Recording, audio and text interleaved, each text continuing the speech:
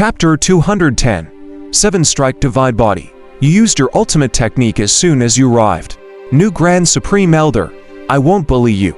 Let me tell you, I have the 7-Strike Divide Body. You will definitely bleed when I attack. Be mentally prepared. Don't say that into heavy-handed. The killing intent in Wuxia's body surged like a tide, and the color of the world seemed to have changed for a moment.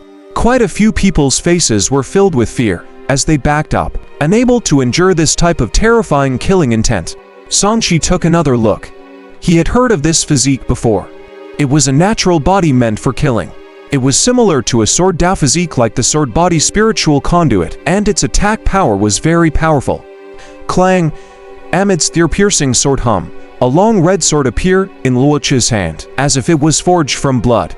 His eyes were blood red, and his entire body was filled with killing intent mixed with sharp sword chi. It formed a special aura as he charged toward Sanshi. The tsunami-like aura caused the air to buzz, but when it hit Sanshi, it was like hitting a reef. After shattering, it diverged to both sides, cutting and shattering the trees behind it. After the aura attack passed, sword marks appeared on the protective golden light that Sanshi released. He observed the Wuxia in surprise. This was the first time a portion of the barrier released by his high-grade spirit body had been broken by someone's aura. This person's combat strength was indeed powerful. Before he even attacked, he already felt pressured. At this moment, the latter vaguely transformed into a blood-colored human-shaped sword with full offensive power. The blood-robed elder's skin looks quite thick. It'll definitely feel good when I break it later. Swoosh, he drew his sword. Blood light filled the sky and everyone's vision blurred. A blood-colored meteor streaked across the sky and suddenly shot out. The extreme sharpness stabbed towards Sanshi's glabella. Clang! The blood light sped up and flew out, smashing into a rock and finally collapsing the wall opposite. Wuxia, who had fallen into it, spat out a mouthful of blood and looked at the sword in his hand in confusion. His intrinsic dharma treasure actually was scarred. Sanshi held a golden spear in his hand and a powerful force spread out. Within a radius of 1,000 feet, heat waves surged and the air distorted. When the Wuxia saw this, he spat out another mouthful of blood and said angrily, "How can you use numinous artifacts?" Sanshi had obtained Yi Wenzhan's golden dragon spear. This was something that all the elite core members of the Heavenly Ghost sect knew. However, he did not expect Sanshi to use numinous artifacts to clash with him. Wasn't this equivalent to unleashing a big move as soon as he arrived? Is that how you play? The moment he arrived, he used his ultimate move. However, the difference in their cultivation levels was not too big. How could Huan? Is there a problem? Sanshi found it strange. He brandished his spear and left a deep mark on the ground. Even the floor had melted. He sized it up lovingly and nodded in satisfaction. I happen to feel like testing the power of my numinous artifacts. It looks like they're indeed not bad. In Yi Wenzhan's hands, this spear only had a sharp edge, but he had enhanced it with his Yan flames, increasing its destructive power greatly. You're actually testing the power of the numinous artifact now. Wuxia was so angry that his liver hurt. He gritted his teeth and stood up. He wanted to attack again, but he realized that his injuries were very serious. If he attacked again, his combat strength would be greatly reduced. However, the other party's spear burned with energy that made him tremble in fear. Even if it could not last for long, it was still a huge threat to him. In not fighting anymore, who would use numinous artifacts to bully others? He suddenly changed his words and turned to leave while cursing. Numinous artifacts were far stronger than ordinary Dharma treasures, and this fellow's body and nomological power were also very powerful. As someone who had experienced hundreds of battles, how could he not see that his chances of winning were very low if he continued to fight? He might as well use this legitimate reason to end it directly. Then the other party would not say anything about him. This guy really knows how to adapt to the situation. Sanshi narrowed his eyes. The second master Lu he killed was nothing compared to this person.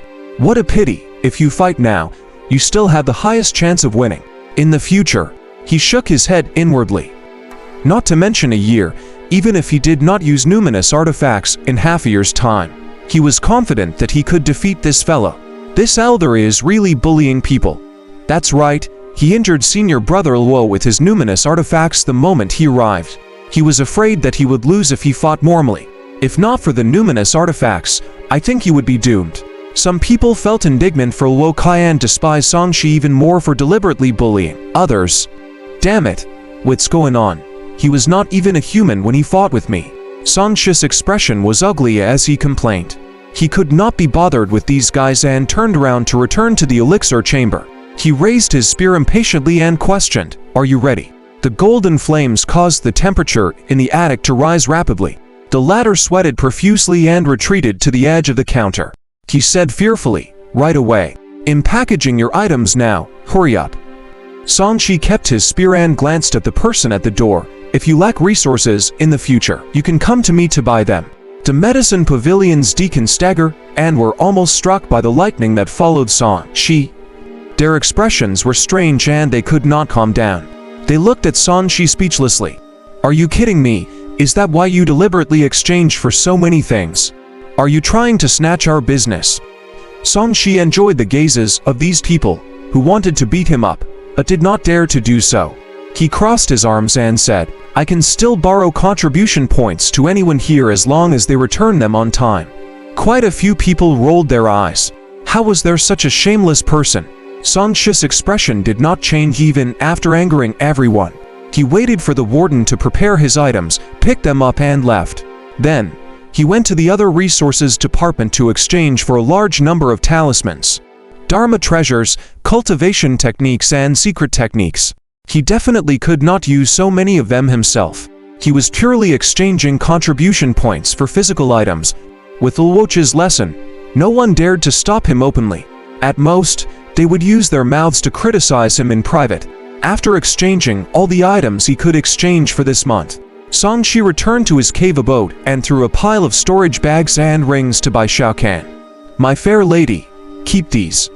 After sorting them out, make a list and post a notice at the entrance of the cave abode. We welcome the elders and disciples to exchange for them." Songshi chuckled. "Young master, are you opening a trading company?" Bai Xiaocan looked at the storage bags on the ground in a daze. "That's about right. Also, add another sentence. I can give you contribution points on credit. You'll be charged 5% for monthly interest." Songshi nodded. He would definitely have to spend some effort to deal with the mid to low-end resources he had obtained. Otherwise, it would indeed be a waste to keep them on him. Contribution points could also be used to expand his resource pool. For example, it could be used to generate more contribution points so that it would not depreciate. "Can I do it?" Bai Xiaocan was nervous. "Sure." Songshi grabbed Bai Xiaocan's hand. "Deal with these when you're resting. Cultivate first. If there are any problems, I'll deal with them." "I'll try my best." Bai Xiaocan smiled. Since Songshi trusted her so much, she should not be afraid. "Go." The disciples of the Heavenly Ghost sect are all very enthusiastic. Songshi patted Bai Xiaocan's shoulder and went to cultivate with the resources he could use. There were too many types of resources and there were also many raw materials, such as various ores, metals, and medicinal herbs. While Songshi was cultivating, he began to fiddle with these raw materials. He had obtained the treasure refining manual, and there were many manuals on weapon refinement in the Heavenly Ghost sect.